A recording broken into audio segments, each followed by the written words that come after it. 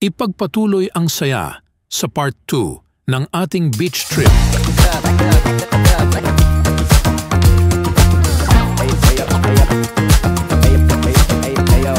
Pero ano naman kaya ang ginawa ng mga content creators na naiwan sa mansion? Let's hear it from them.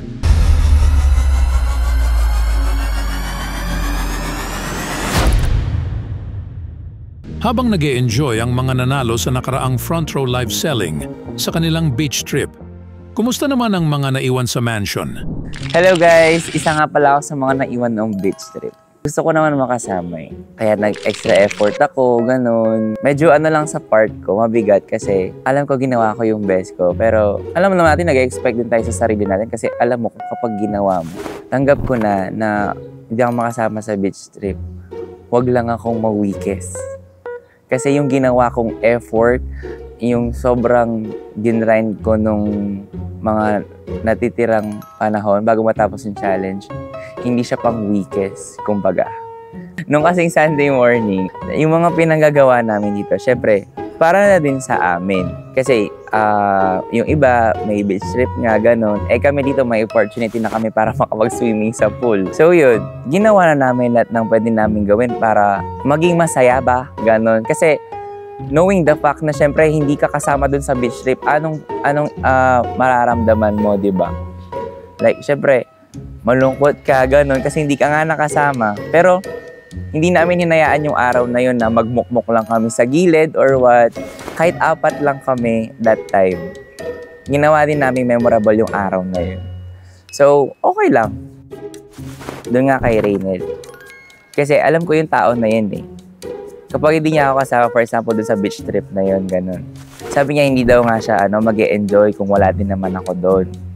Pero knowing the fact na pinagpaguran niyo din naman yun eh, para sa sarili niyo, deserve niyo naman yun.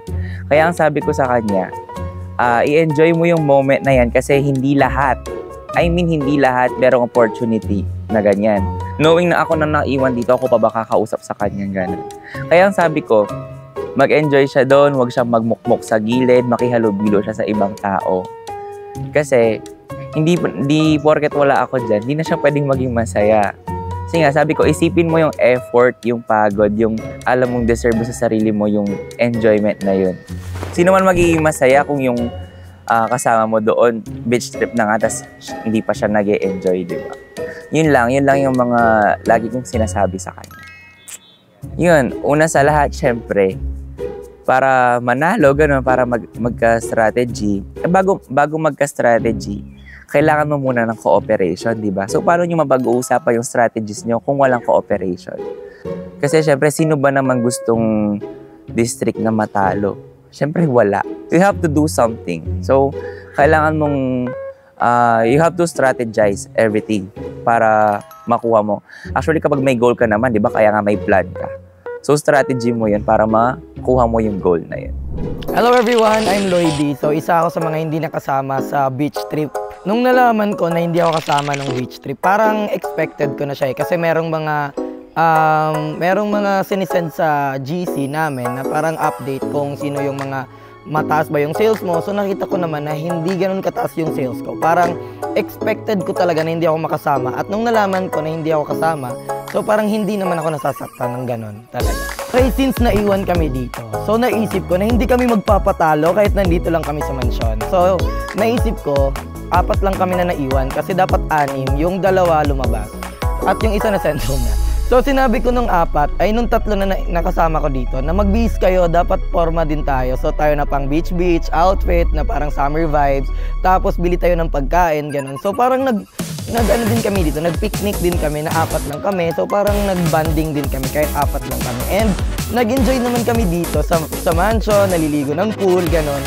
Sobrang happy ko din kasi hindi naman ganun kainit dito. At okay lang, nag-open up na din kami sa mga ganun. Parang mas naging close kaming 4 na naiwan kami dito. Yes, nag-picnic kaming 4 dito. So may isang fan ni Ate Tipan Queen na nagpadala sa amin ng food. Kaya sobrang happy ako kasi may nagpadala at may nakain kami dito. So nagdagdag na lang kami para sa makain. At may pa-cake pa si Lars. Kasi nakatulog siya sa pool at that time. So, kinanta namin ng birthday, happy birthday. Kasi parang ipaprank namin siya. Kaya sobrang nag-enjoy talaga kami dito kahit naiwan kami. Nung beach trip, kahit naiwan kami, hindi kami nalungkot at hindi namin pinakita talaga na maging malungkot kami that day. So, gumawa kami ng paraan, kaming apat, nag-iisip-isip kami kung anong magandang gawin namin, content namin, habang wala yung ibang sisi. Kaya alam ko na may mga magagawa kaming hindi nila magagawa that day. So, mas nag-enjoy kami habang naiwan kami dito and na parang mas naging open kami sa isa't isa at may mga na-open up kami sa kanya-kanyang mga experience namin dito sa mansion. Kaya sobrang thankful din ako. Kaya one of the reasons siguro kaya naiwan kami kasi para siguro maging close kaming apat. Parang isa din yun. Kasi alam ko naman na lahat ng mga problema kung bakit naiiwan tayo or mga ganon, meron talaga yung reason.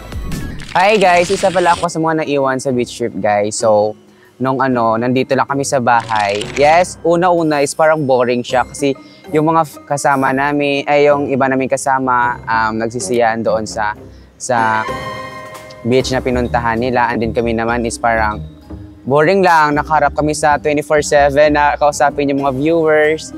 Pero okay lang kasi nung tinawag namin sila ni Lloyd, ako, si Panty, yes, bumaba kami dito para ilibang yung sarili namin sa swimming pool. And ano naman guys, worth it naman na yung pag-iwan namin dito. Meron kaming mga nagawa na parang magiging memorable namin dito sa loob ng mansion. Sunod-sunod kasi yung challenge namin na mabigat, and which is dapat kailangan talaga namin mag-support sa grupo namin. Parang na-disappoint si Lorna, which is siya po yung leader namin. Sabi niya, gusto niya malaman yung points bakit hindi siya nakasama sa top 5. Kasi malaki naman yung naiambag niya, malaki naman yung naitulong ng Lorna babies niya sa kanya. Parang nagpaparinig siya sa amin. So, hindi naman tamang paraan yun para paringgan niya kami kasi ka-district niya kami. Na parang na-disappoint siya, parang nagalit ang Lorna's babies niya sa amin dahil napasama siya sa mahinang district, and which is kami po yun. Grabe ka, Lars! Ay, naku. Grabe yung ugali mo! Alam mo, sobrang lungkot ko na nasa bottom sila. Ayoko nga sumama sa beach kasi yung point ko, parang ayoko sumama sa beach kasi nga nasa bottom sila. Tapos ako pa yung masama niya yung sinabi ko. Sasabihin niya na pasensya na ha. Napasama ka namin kasi nahihina kami. Kasi ako yung pangarap mo. So para sa akin guys, naintindihan siya namin pero hindi yung dapat kinausap niya kami kasi para sa amin guys, mabigat din yon dahil lahat naman kami is binigay talaga namin yung full support namin para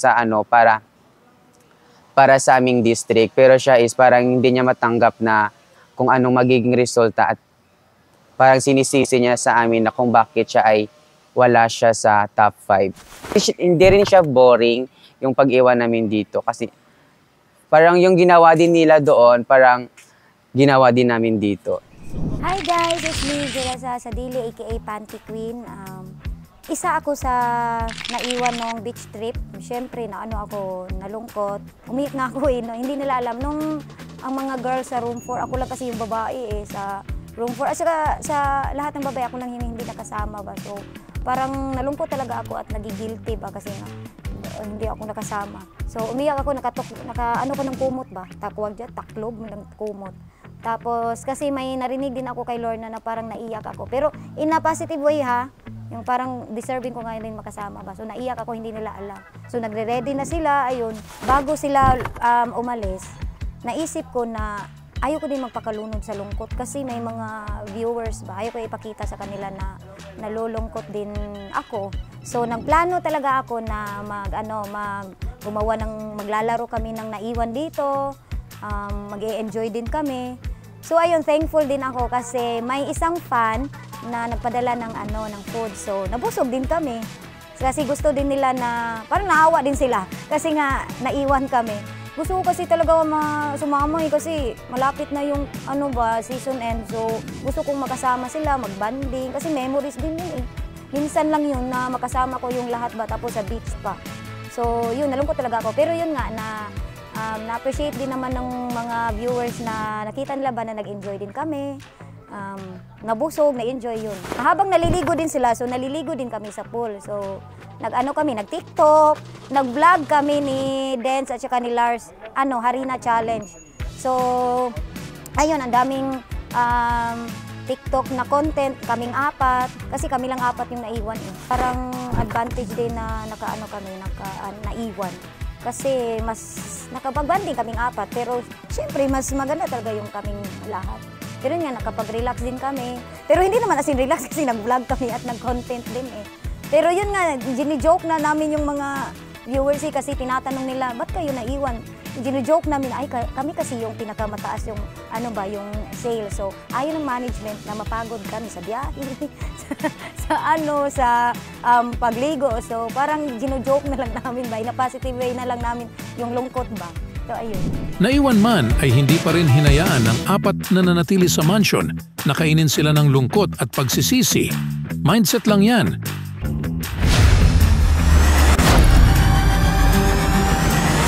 The House of Collab, the 1 million peso Creator Showdown.